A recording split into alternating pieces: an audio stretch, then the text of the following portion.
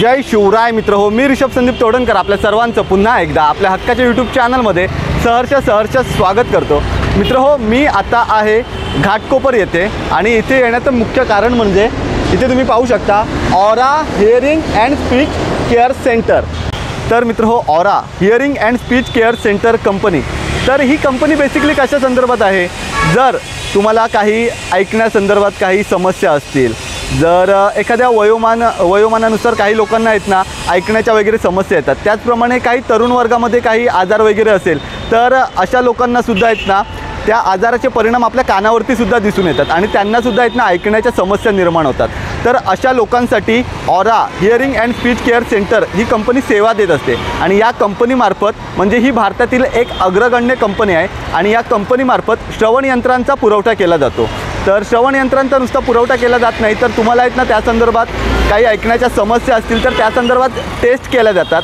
अशा विविध प्रकारच्या टेस्ट या ठिकाणी होतात आणि आपल्या मुंबईमध्ये एकूण 13 ब्रँचेस आहेत यांच्या, तसंच पुण्यामध्ये आता काही दिवसांमध्ये 5 ब्रँचेस ओपन होणार आहेत। तर मुंबईमध्ये कोणकोणत्या ठिकाणी आहेत या ब्रँचेस आणि तसंच या ब्रँचमार्फत कशाप्रकारे आपली चाचणी केली जाते आणि कोणकोणती श्रवणयंत्र या ठिकाणी मिळतात आणि याचा नेमका उपयोग आपल्याला कशाप्रकारे होऊ शकतो, तर या संदर्भात आहेत ना सर्व माहिती आज मी तुम्हाला देणार आहे। जर तुम्हाला अशा प्रकारच्या कोणत्याही समस्या असतील किंवा तुमच्या परिवारामध्ये अशा प्रकारच्या कोणालाही समस्या असतील तर तुम्ही आजचा हा व्हिडिओ शेवटपर्यंत नक्की बघा। तर यांचा ॲड्रेस आहे घाटकोपर ईस्ट, राजावाडी सिग्नल आणि समोरच्या साईडला तुम्ही पाहू शकता वामन हरिपेठे ज्वेलर्स यांच्या समोर। तर चला आता आपण Aura hearing and speech care centre या कंपनीला भेट देऊया आणि या कंपनीबद्दल अजून माहिती घेऊया।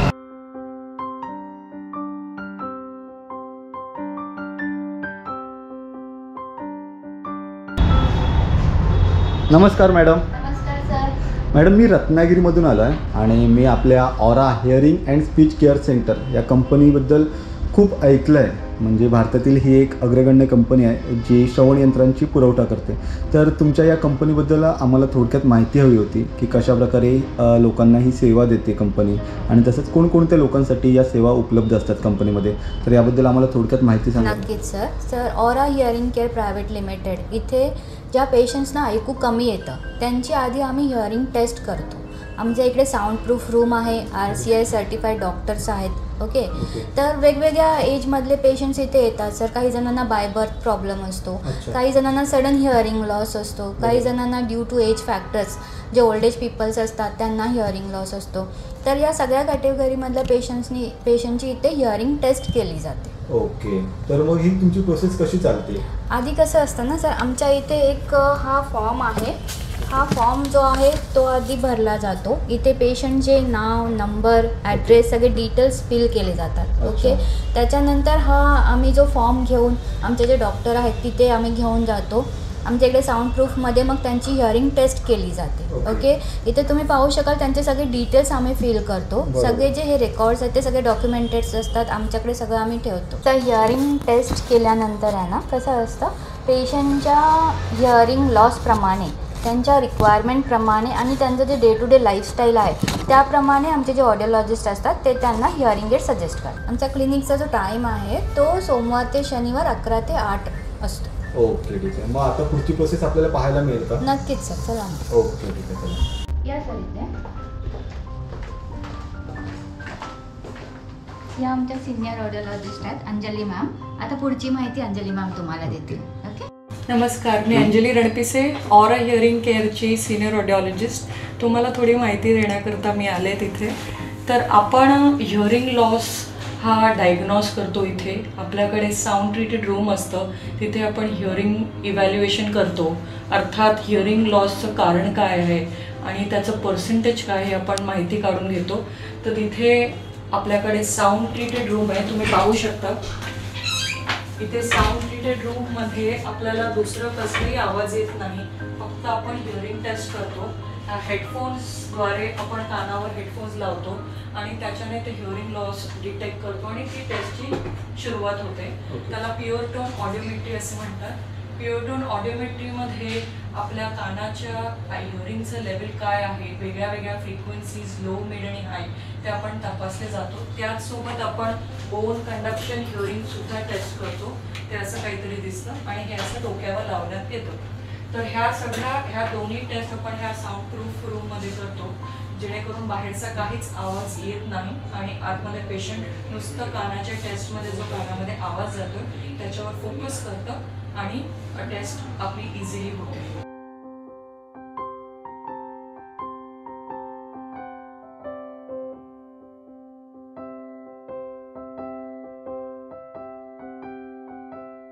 ओके, आपण हिअरिंग लॉस डिटेक्ट करायला आपण भरपूर टेस्ट करतो. इट्स अ कम्प्लीट मोठं डायग्नॉस्टिक सेटअप असतं. त्याच्यामध्ये मुख्य तर आपण ऑटोस्कोपी असं एक टेस्ट आहे की जे आपण लाईट पाहून कानामध्ये तपासतो की कानामध्ये काय कचरा आहे का, ज्याला आपण वॅक्स म्हणतो, किंवा कानामध्ये पडद्यामध्ये होल आहे का, ते आपण चेक करतो.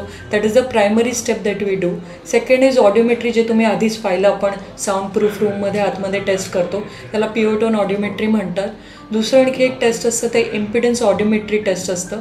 त्याच्यामध्ये आपल्या मधल्या कानामध्ये काय प्रॉब्लेम आहे, मधल्या कानामध्ये आपल्या कानाच्या पडद्यामध्ये होल आहे किंवा 3 हड्ड्यांमध्ये काहीतरी प्रॉब्लेम आहे, किंवा कानाची जी नलिका आहे तिथे काही प्रॉब्लेम आहे का, किंवा इनर इयर हा आतला इनरमोस्ट पार्ट असं त्याच्यामध्ये काय प्रॉब्लेम आहे का, त्याच्यामध्ये काही तक्रारी का, ते आपल्याला इम्पिडन्स ऑडिओमेट्रीमध्ये कळतं. तर मित्र, आता आपण ऑडिओमेट्री रूम बद्दल माहिती घेतली की कशा प्रकारे त्या ठिकाणी टेस्ट होते.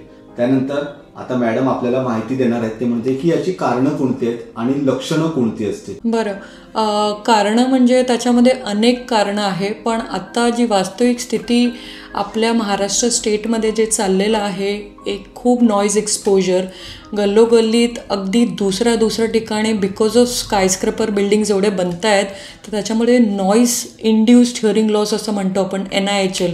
आवाजाच्यामुळे खूप हिअरिंग प्रॉब्लेम होतो आहे, कारण सतत तिथे डिगिंग चाललेलं आहेत, खड्डे खोदत आहेत रस्त्यावर, बिल्डिंगा उभारत आहेत, तर त्यामुळे हिअरिंग प्रॉब्लेम त्याच्यामुळे सध्याच्या स्थितीमध्ये one of the primary concern मला वाटतं.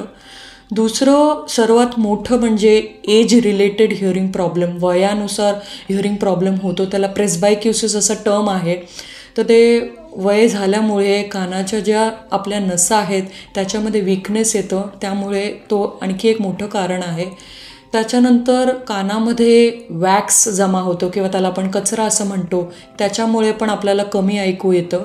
आणि कानामध्ये होल आहे, पडद्यामध्ये, कानाच्या पडद्यामध्ये होल आहे किंवा त्याच्यामधून फ्लुइड येतं आहे, डिस्चार्ज होतं आहे, इन्फेक्शन आहे, तो पण एक कारण आहे.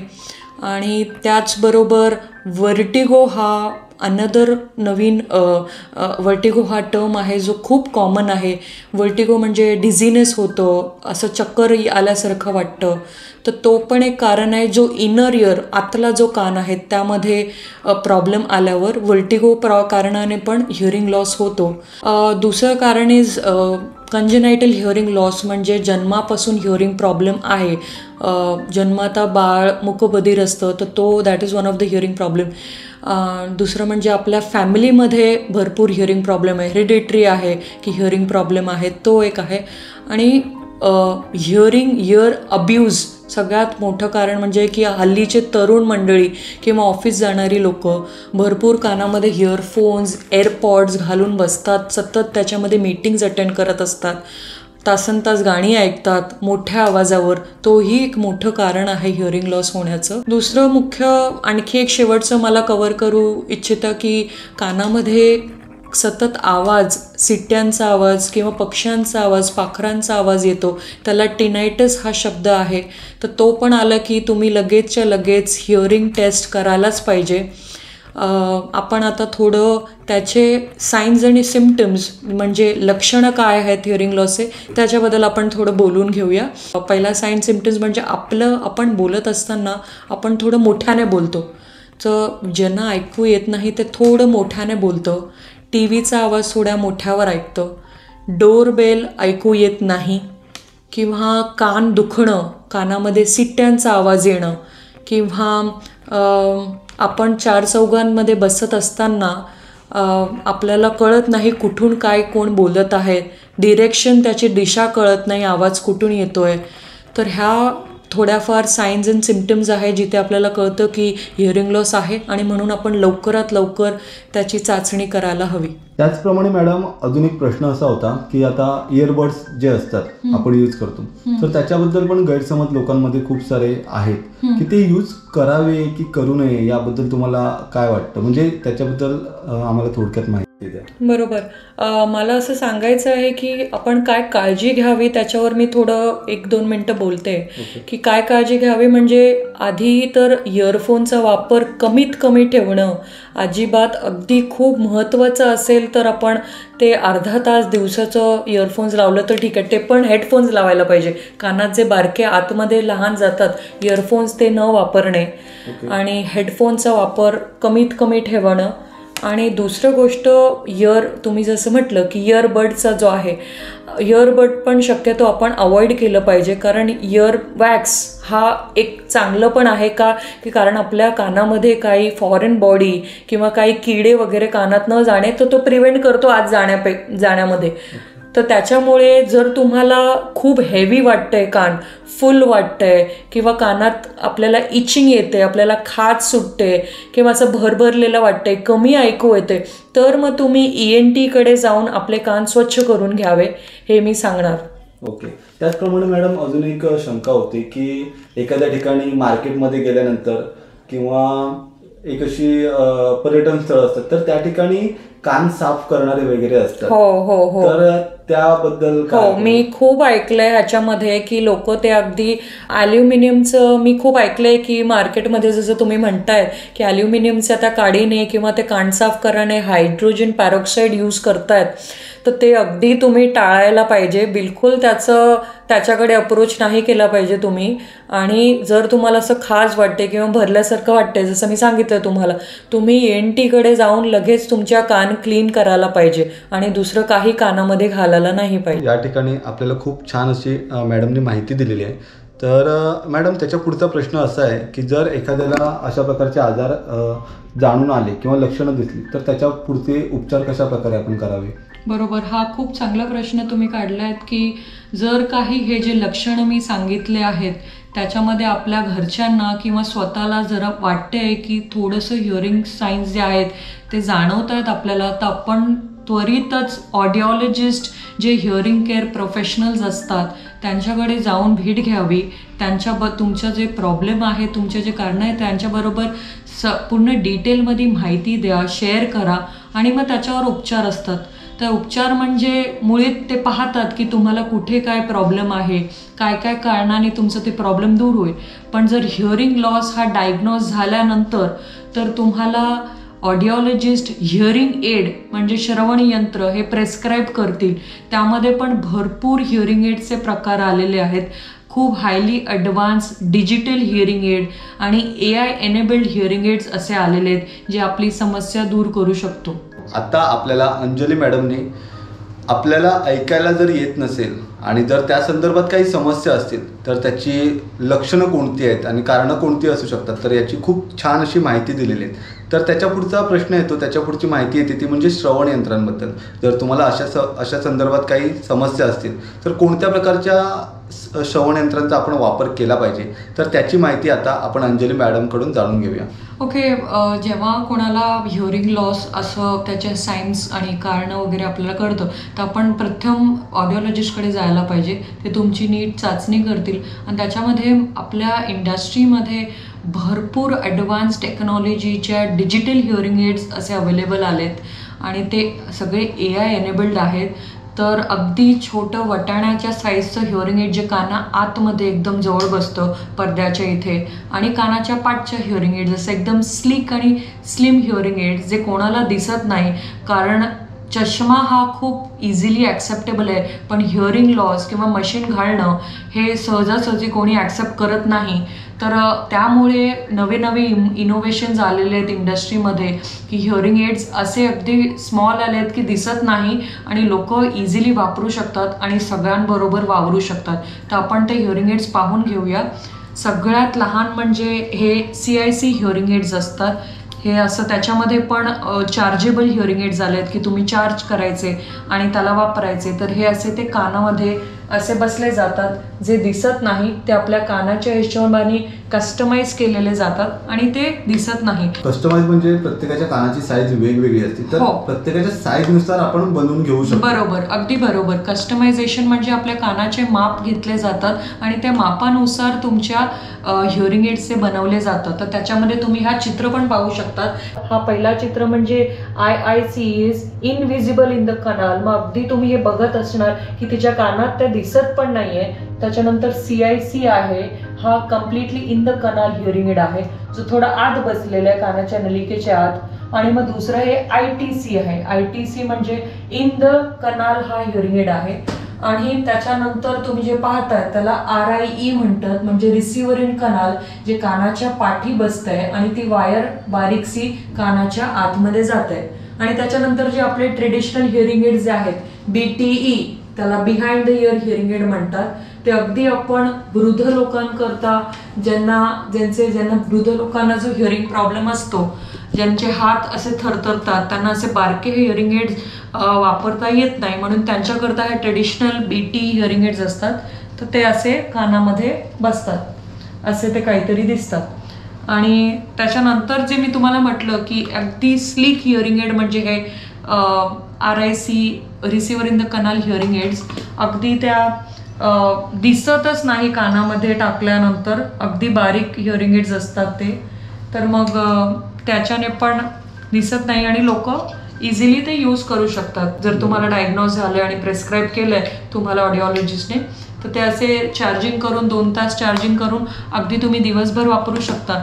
तर अगदी सोपं झालं आहे. म्हणून तुम्ही कोणालाही, कोणाला हिअरिंग प्रॉब्लेम असेल तर तुम्ही लवकरात लवकर ऑडिओलॉजीशी संपर्कात या. आता मी आलो आहे aura hearing care private limited यांच्या हेड ऑफिसमध्ये, जे घाटकोपरमध्येच आहे. याचा ॲड्रेस मी स्क्रीनवरती दिलेला आहे आणि तसंच कॉन्टॅक्ट नंबर सुद्धा दिलेला आहे. जर तुमच्या काही क्वेरीज असतील किंवा तुम्हाला अन्य माहिती हवी असेल तर तुम्ही दिलेल्या कॉन्टॅक्ट नंबरवरती संपर्क साधू शकता. यांची टीम तुम्हाला सर्व प्रकारची मदत करण्यास तत्पर आहे. हे आहेत मिस्टर नैतिक Shah, aura hearing care private limited कंपनीचे फाउंडर आणि मॅनेजिंग डायरेक्टर, ज्यांच्या संकल्पनेतून aura hearing care private limited company उभी राहिलेली आहे.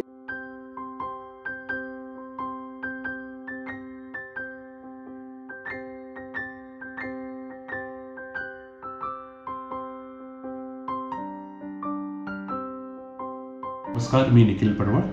I am heading entire operation and digital marketing for aura hearing care and private limited. Okay sir, आम्ही हे operation 2011 साली चालू केलं. तुम्ही जे खाली घाटकोपरचं आमचं पहिलं क्लिनिक बघितलं ते आमचं सुरुवातीचं क्लिनिक होतं. त्या क्लिनिकच्या घवघवीत यशानंतर आम्ही पूर्ण भारतामध्ये आतापर्यंत 23 क्लिनिक यशस्वीरित्या चालवत आहोत. ओके, आम्ही आतापर्यंत मोर दॅन 1,00,000 पेशंट्सला सर्व्हिस केलेली आहे. तर कानाचा प्रॉब्लेम किंवा ऐकू येण्याची समस्या हा फार पूर्वीपासून चाललेला एक आजार म्हणू शकत नाही, पण एक मोठी समस्या भारतामध्ये आहे. पण याचा प्रॉब्लेम असा आहे की भारतामध्ये हा फार दुर्लक्षित केलेला आजार आहे. ओके, ह्याचे दुष्परिणाम स्लो पॉयझनसारखे काम करतात. ओके, तर आम्ही काही पेशंट्स बघितलेले आहेत जे वृद्धापकाळाने ज्यांना हिअरिंग लॉस होतो आणि मग ते एकटे पडतात, त्याच्यानंतर त्यांना डिमेन्शियासारखे आजार होतात. आम्ही काही पेशंटला सर्व्हिस दिल्यानंतर त्यांचे फॅमिली प्रॉब्लेम सॉल्व्ह होणे किंवा काही लहान मुलं जे हिअरिंग एड वापरल्यानंतर नॉर्मल शाळेमध्ये जाणे यासारख्या सक्सेस स्टोरीही आम्ही बघितलेल्या आहेत. सर, हिअरिंग एड ही आताच्या काळाला एक गरज बनलेली आहे. जसा यापूर्वी लोक चष्मा वापरायला हेजिटेट करायचे, तसे आता काहीशा प्रमाणात लोक हिअरिंग एड वापरायला हेजिटेट करतात. पण आमचं सगळ्यांना हे आव्हान आहे की तुम्हाला काही ऐकू येण्यास समस्या असतील किंवा काही प्रॉब्लेम तुम्ही जर अर्ली एजमध्ये ते डिटेक्शन केलं किंवा प्रॉब्लेमच्या सुरुवातीला जर तुम्ही ते डिटेक्शन केलं तर त्याच्यावर फार लवकर तोडगा निघू शकतो आणि तुमचा प्रॉब्लेम सॉल्व्ह होऊ शकतो. आणि आता मार्केटमध्ये एवढे सुंदर लहान आणि एवढे स्ट्रॉंग टेक्निकल हिअरिंग एड आपल्या मार्केटमध्ये अवेलेबल आहेत, जे दिसायलाही अगली दिसत नाही किंवा काहीच्या प्रमाणात इनव्हिजिबल आहेत. आणि ते जे लेटेस्ट अट्रॅक्टिव्ह फीचर्स आहेत, जसे ब्लूटूथ डिव्हायसेस आहेत किंवा तुमची मोबाईल कनेक्टिव्हिटी आहे किंवा रिचार्जेबल आहे, यासारख्या सोल्युशनमध्ये अवेलेबल आहे. म्हणजे they look like a earpod or they look like a headset.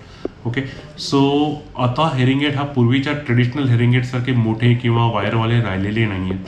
आता एवढ्या सुंदर टेक्नॉलॉजी भारतामध्ये आलेल्या आहेत की त्याच्यामध्ये कोणालाही हिअरिंग एड वापरणं हे वावगं वाटू नये. त्यामुळे आमचं आव्हान आहे सगळ्यांना की आम्ही पेशंटला फार जवळून बघतो. पेशंट आमच्याकडे फार उशिरा येतात. ओके, म्हणजे एक 5 हेअरिंग लॉसच्या 5 लेवल असतात. जनरली आमच्याकडे पेशंट 3ऱ्या ते 4थ्या लेवलला येतात. हे जेवढ्या लवकर आपल्याकडे येतील तेवढ्या लवकर आपण त्यांना चांगली सुविधा देऊ शकतो. आमची एवढीच विनंती आहे की तुम्हाला असे कोणी व्यक्ती तुमच्या फॅमिलीमध्ये किंवा तुमच्या ओळखीजनांमध्ये आढळल्यास त्यांना प्लीज रिकमेंड करा aura hearing and private clinic. Okay sir, aura hearing clinic हे मुंबईतलं सर्वात जुनं आणि यशस्वी क्लिनिक आहे. तर आम्ही जी प्रमुख शहरं आहेत भारतातली, मुंबई, नवी मुंबई, ठाणे, चेन्नई, हैदराबाद, दिल्ली, NCR इथे आम्ही ऑलरेडी अवेलेबल आहे. आमची क्लिनिक ऑलरेडी अवेलेबल आहेत आणि लवकरच आम्ही पुण्यामध्ये 3 क्लिनिक्स घेऊन येत आहे. धन्यवाद. तर मित्र हो, अशा प्रकारे आज आपण Aura hearing and speech care सेंटरबद्दल माहिती जाणून घेतलेली आहे. जर तुमच्या घरीसुद्धा कोणी तुमचे नातेवाईक किंवा मित्रपरिवारांमध्ये अशा प्रकारचा कानाचा जर त्रास होत असेल, त्यांना जर ऐकू वगैरे कमी येत असेल, तर वेळीच त्यांच्याकडे लक्ष द्या आणि आपल्या या aura hearing and speech care सेंटरला नक्की तुम्ही घेऊन या त्यांना. म्हणजे पुढच्या काही प्रोसेस असतील ना, तर इथे तुमच्या त्या प्रोसेस व्यवस्थित होतील. Aura hearing and speech care centre त्यांच्या ऑल ओव्हर 23 ब्रँचेस आहेत आणि तसंच आता पुण्यामध्ये पण त्यांच्या विविध ब्रँचेस सुरू होणार आहेत. आणि इथे जी श्रवण यंत्र मिळतात ती उत्तम प्रतीची, उत्तम क्वालिटीची आपल्याला पाहायला मिळतात. त्यामुळे जर तुम्हाला चांगली सर्व्हिस पाहिजे असेल तर लवकरात लवकर aura hearing and speech care सेंटरला तुम्ही नक्की भेट द्या. तर मित्र हो, आजचा हा व्लॉग कसा वाटला मला कमेंट बॉक्समध्ये नक्कीच सांगा. व्हिडिओ आवडला तर व्हिडिओला लाईक करा आणि चॅनलवरती नवीन असाल तर चॅनलला सबस्क्राईब करायला विसरू नका. भेटू लवकरच पुढच्या एखाद्या सुंदर व्हिडिओ. तोपर्यंत बाय बाय.